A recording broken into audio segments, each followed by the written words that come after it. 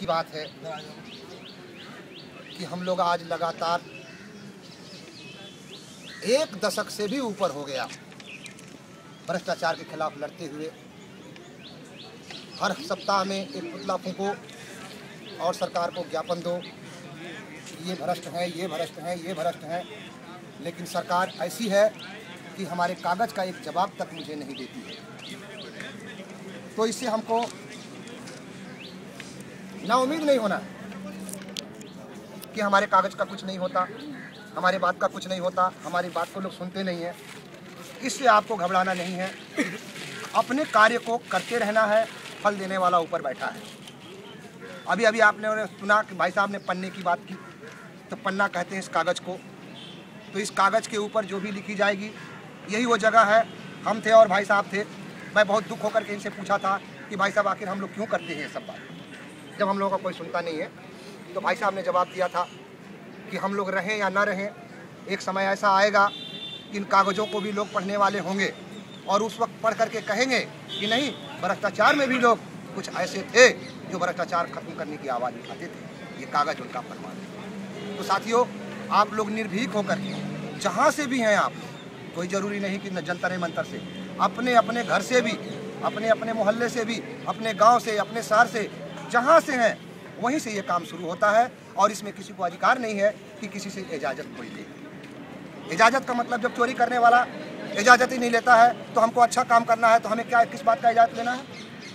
अच्छा काम करने के लिए किसी से इजाज़त लेने की ज़रूरत नहीं होती है।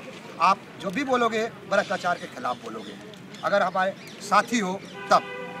माउस एक ऐसी संगठन है जो बिल्कुल निस्वार्थ है और आज से नहीं, लगभग 10 साल हो गए इसको देखते हुए। हमारे बहुत साथी आए, बहुत साथी चले गए, लेकिन जो साथी चले गए मैं उम्मीद में हूँ कि वो साथी हमारा मजबूत बन करके हमारे साथ आएगा।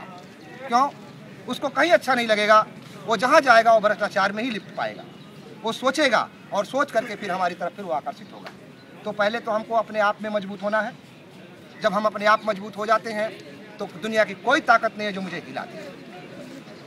मैं अपने बारे में बताऊँ आप लोगों को कि मैं कहीं भी जाता हूँ, मैं एक ही शब्द बोलता हूँ, भ्रष्टाचार के खिलाफ। जब भी मैं मुंह खोलता हूँ भ्रष्टाचार के खिलाफ, कहीं भी जाता हूँ भ्रष्टाचार होता है, मैं तो मौके पर जाकर के टोक देता हूँ कि नहीं, ये खिलाफ है। साथियों, अगर आप सच बोलोगे तो आपको लाठी, जूते, डंडे, जेल, रेल, ये सब आपको मिलेगा। लेकिन एक दिन आप वास्तव में जिस मिशन के लिए आप चले हैं वो मिशन आपका कामयाब हो जाएगा।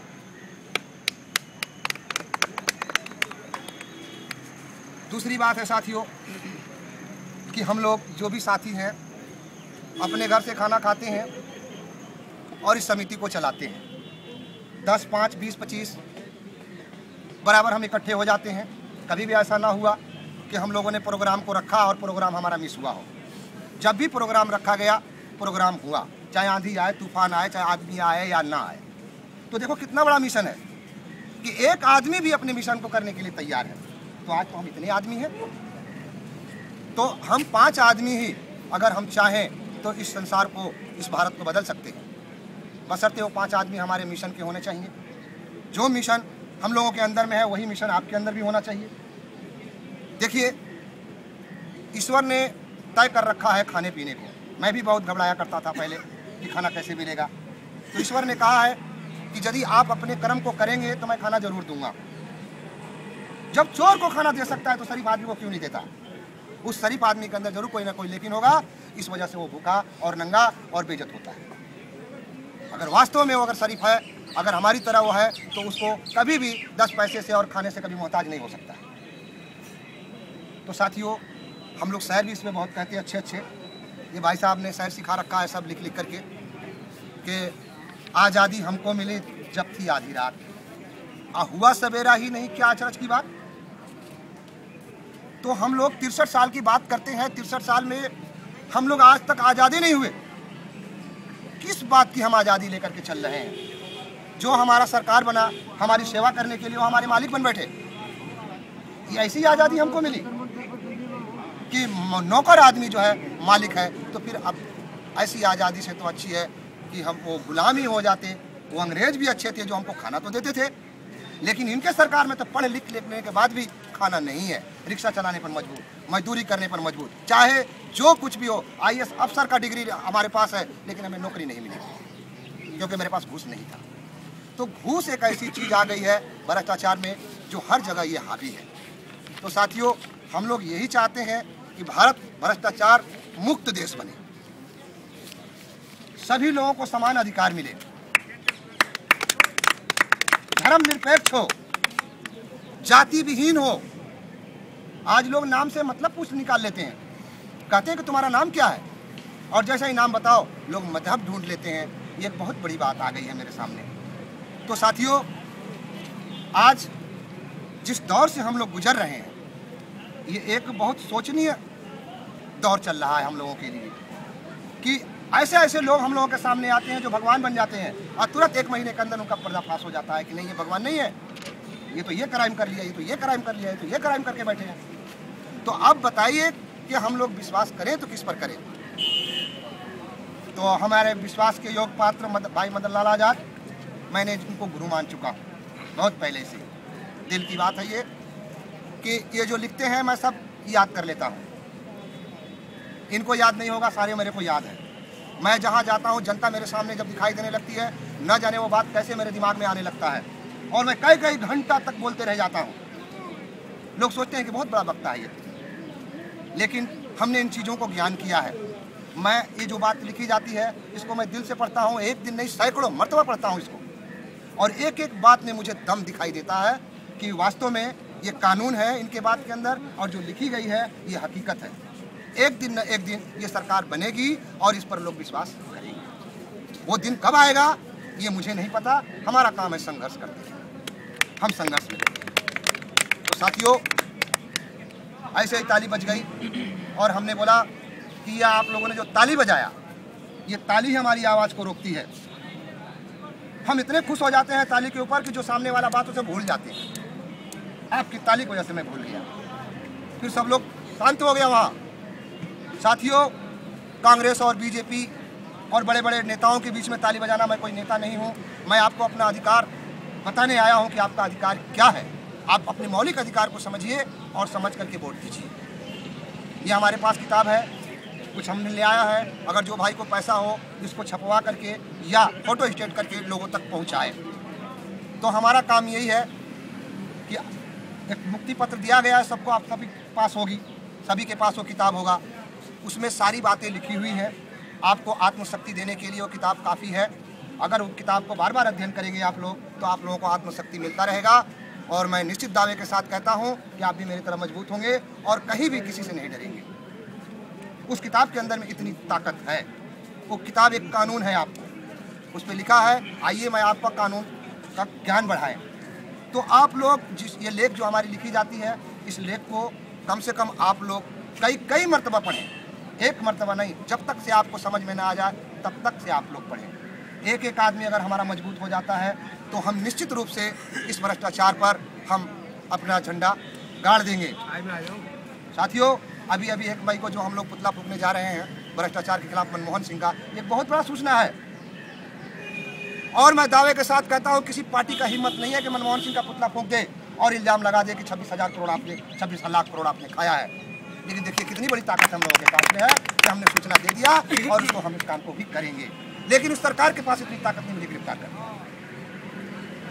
सोचो तो आपके अंदर कितनी बड़ी ताकत है, आप कितने ताकतवर आदमी हो आप कि आप लोग एक प्रधानमंत्री का पुतला फूकोगे, उस पर इल्जाम लगाओगे, लेकिन आपसे पूछने के लिए कोई नहीं आएगा कि आपके पास क्या प्रूफ है।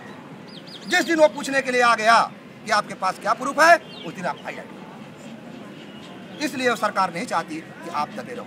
जब जजों का पुतला फूका गया और उन पत्रकारों को गिरफ्तार कर लिया गया, माफिया उन्मूलन समिति को नहीं पूछा गया कि भाई आपने क्यों। तो साथियों, जब तक ये सरकार हमको नहीं पकड़ रही है, समझ लो कि वो बची हुई है। जिस दिन हमारे बात को पकड़ेगी सरकार, समझ लो कि उस दिन सरकार गिर जाएगी। जनता हमें एक्सेप्ट कर लेगी और उसी दिन भ्रष्टाचार का नामो निशान इस देश से खत्म हो जाएगा।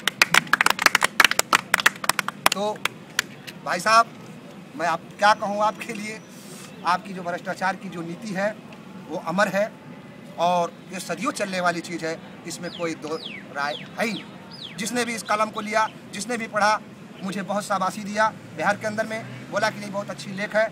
हमने वादा किया है उन लोगों को कि अगर हमारे कैंडिडेट को जिताओगे तो एक सहारा होगा मुझे आने का और आपके गांव में विकास होगा।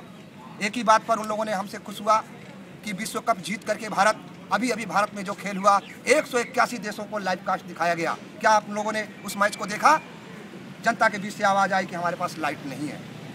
सोचो, ये इस भारत से 180 देश देख सकता है, क्या ये भारत से बाहर है? क्यों नहीं आप लोगों ने उस मैच को देखा? आपके यहाँ भ्रष्टाचार है, इसलिए आप लोगों ने इस मैच को नहीं देखा। आज पूरी दुनिया जानती है कि भारत विश्व विजेता है। झारखंड के रहने वाले धोनी, ये बिहार के बगल में झारखंड बना हुआ है जो बिहार से हट करके बना। हम यही चाहेंगे कि धोनी को बुलाया जाए, धोनी को देखो आप लोग। बशर्ते कब होगा ये? जब हमको आप मजबूत बनाओगे तब होगा, आप हमें समर्थन दोगे तब होगा, बीच में नहीं होगा ये काम। तो आप लोग एक ही काम सुन करके रहना है कि जो भी इस पार्टी से जो कुछ भी कागज पत्तर निकलता है, पढ़े लिखे आप लोग इसको पढ़ने की कोशिश करेंगे, आपको आत्मशक्ति मिलेगी, आपको भी बल मिलेगा। जब आप खुद तैयार हो जाएंगे तो फिर मेरे जैसा आदमी की कोई ज़रूरत, आज़ाद जैसा आदमी को कोई ज़रूरत नहीं है। हम लोग यही चाहते हैं कि हमारे आदमी बन जाए, हमारा काम करें वो स्वयं, हमें ज़रूरत नहीं। वो क्या कर रहे हैं मुझे पूछना भी नहीं है मुझसे। गलत करेंगे खुद पकड़े जाएंगे, खुद पकड़े जाएंगे। हमारे पास आएगा, हम भी कहेंगे कि नहीं 4 सीट और लगा दो इसके ऊपर। तो किस वसूल का आपको रहना होगा, जरा सा भी लोभ नहीं रखना है, इतनी सी भी। अगर इतनी भी लोभ आपके अंदर में है तो आप कभी कामयाब नहीं हो पाएंगे। आप ईश्वर की बात कीजिए, खाना आप सुनते हैं। मैं उदाहरण उसका रिकॉर्ड है मेरे अंदर। भाई साहब के पास 10-12 मुकदमे चल गए, लेकिन हमारे पास एक मुकदमा नहीं है। बहन जी के ऊपर मुकदमा हो गया, मेरे पर मुकदमा होना चाहिए ना, लेकिन लोगों ने अपने पर मुकदमा दिया। हम लोगों का मुकदमा नहीं है। हम लोग जितने भी आदमी हैं माफिया उन्मूलन समिति के, सब साफ हैं, कोई भी आदमी पर किसी मुकदमा नहीं चला। तो साथियों, अपने साथियों के बारे में कम सोच विचार करो। एक आदमी आज बहुत मुश्किल से मिलता है, बहुत मुश्किल से मिलता है।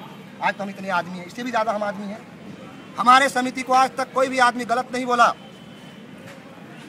और माफिया इसलिए रखा गया कि मैं बता देता हूं कि मैं तुमसे ताकतवर हूं, तुम गुंडे हो तो मैं गुंडों का बाप हूं। जिस हिसाब से आप बात करोगे मैं उस हिसाब से बात करूंगा आपसे। आप इंसानियत से बात करोगे, आपके साथ इंसानियत से बात करूंगा। आप जूते से बात करोगे, मैं आपसे जूते से बात करूंगा।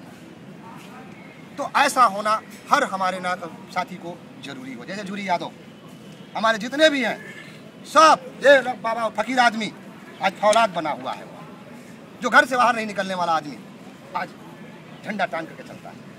तो साथियों, हम लोगों का उद्देश्य है, एक भाई साहब आए, आज भाई साहब अगर भाई साहब कहीं नौकरी करते 1 लाख रुपए 1 घंटे करते, लिखने पढ़ने का काम होता है ना, चल जाता कि नहीं चल जाता। लोग प्यार करते कि नहीं करते, लेकिन क्यों?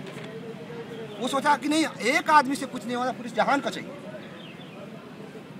एक आदमी आता है, खड़ा होता है, उसके साथ में साथी जुटते हैं, साथी जुटते जुटते जुटते तो बहुत साथी हम हो चुके हैं। कौन नहीं जानता? सारा सबसे पहले तो दिल्ली सरकार जानती है हम लोगों को, दिल्ली पुलिस जानता है हम लोगों को कि माफिया उन्मूलन समिति है। अगर बगैर रजिस्ट्रेशन का संस्था है, रजिस्ट्रेशन लेकर के आप पुतला नहीं फूंक सकते, हम बगैर रजिस्ट्रेशन का पुतला फूंकते हैं। और जब पूछता है तो कह देते हैं कि रजिस्ट्रेशन लेकर पुतला थोड़ी फूंका जाएगा, तो हमारा रजिस्ट्रेशन रद्द कर देगा। है तो तेरे से रजिस्ट्रेशन लेने का मेरे को कोई जरूरत नहीं है। मैं जनता से रजिस्ट्रेशन लूंगा, जनता मुझे रजिस्ट्रेशन देगी, जनता मेरे को दिशा और दशा बताएगी। आपसे मुझे दिशा और दशा तय करने का कोई अधिकार नहीं है। हम जनता के हैं और हम जनता के रहेंगे, हम सरकार के नहीं। साथियों, अगर हम 10 आदमी इतने मजबूत हो गए तो फिर सोच लो कोई हिला नहीं सकता। तो उसी पर एक शेर हो, कहता हूँ ना, कह दूँ ना, चमन को सींचने में पत्तियां कुछ झड़ गई होंगी, यही इल्जाम मुझ पर लग रहा है बेवफाई का। अकलियों को जिसने रौंद डाला अपने पैरों से, वही दावा करे हैं इस चमन की रहनुमाई का। बाप दादा ने क्या किया? मुद्दतों हमने सींचा लहू से चमन, फूल तो फूल कांटों को भी दी जिंदगी। अब जो आई बहारे तो अहले चमन, हमसे कहती है गुलशन तुम्हारा नहीं। साथियों, बहुत दुख की बात है ये। इस देश को आज़ाद करने के लिए हमारे दादा परदादा, हम, हमारे भाई, हमारे माँ पिता सब एक हो गए, सब शहीद हो गए, लेकिन हमारा देश आज़ाद नहीं हुआ। इस आज़ादी की लड़ाई लड़ने के लिए माफिया उन्मूलन समिति का जन्म हुआ है, और जब तक ये देश आज़ाद नहीं होगा ये लड़ाई अनवरत जारी रहेगी। धन्यवाद। आप ही को वोट